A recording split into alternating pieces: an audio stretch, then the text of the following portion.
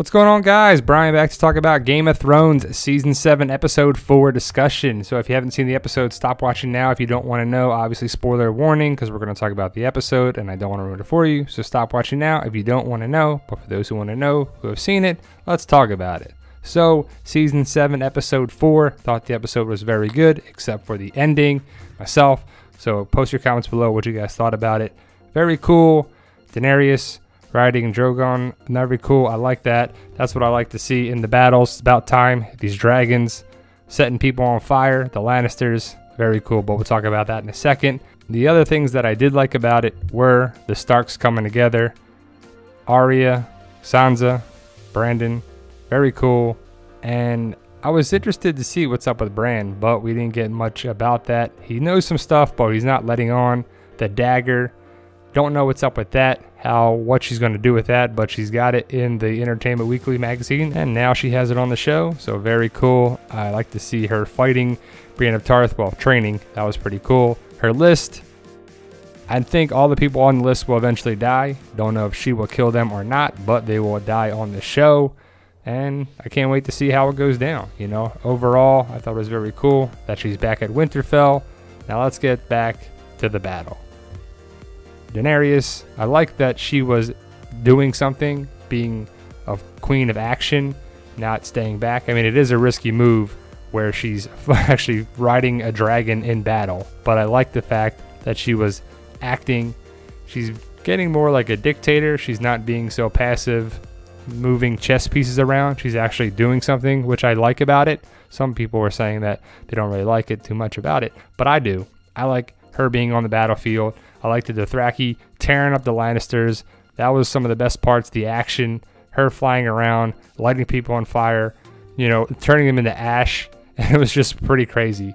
The Lannisters, I guess, were pretty close to King's Landing, so that they could get the gold there already, which I would have liked to have seen them not get the gold to the Iron Bank, because, you know, that would throw a wrench in there too if they can't pay their debts, you know. That would be cool, because ultimately I'm rooting for Team Dany, Jon Snow, not the Lannisters. I don't know about you, but like I said, post your comments below, guys, what you liked about the episode, what it's leading to in the future, and the rest of this season. So like I said, the battle was cool. The Dothraki are finally killing some Lannisters, and that's what it's all about, you know.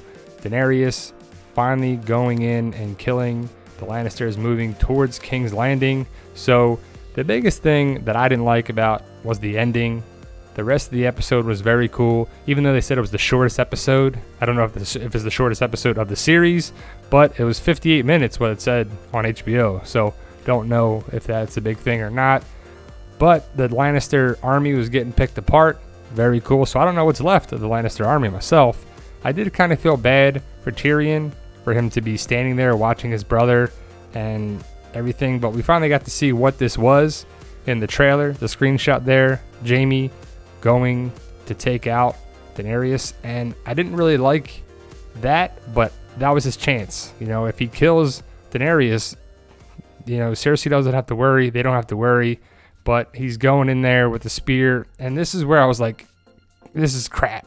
When, I guess it was Bronn or Dickon, terrible name, takes him out off the horse, like dives and knocks him off the horse, when Drogon was going to breathe fire right towards him, and you're like, oh, but you know, that would be too easy. Jaime's got to live.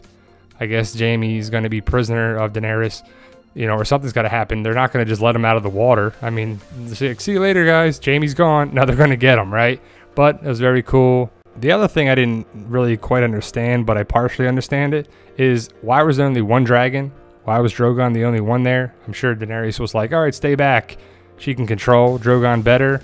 But the other dragons would fly on their own, right? They are wild animals, but I can get it why they would stay back. But I would just like to have seen the other dragons is my main point. But Jaime's got to be alive, right? I would assume Jaime has to tell Cersei about, you know, Lady Tyrell was the one that killed Joffrey, not Tyrion.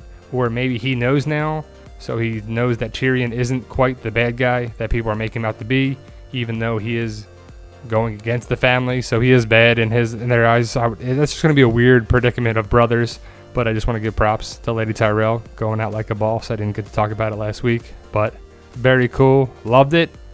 But I would assume Jaime will eventually get back to Cersei one way or another. Maybe he's able to tell Cersei that Tyrion didn't kill Joffrey.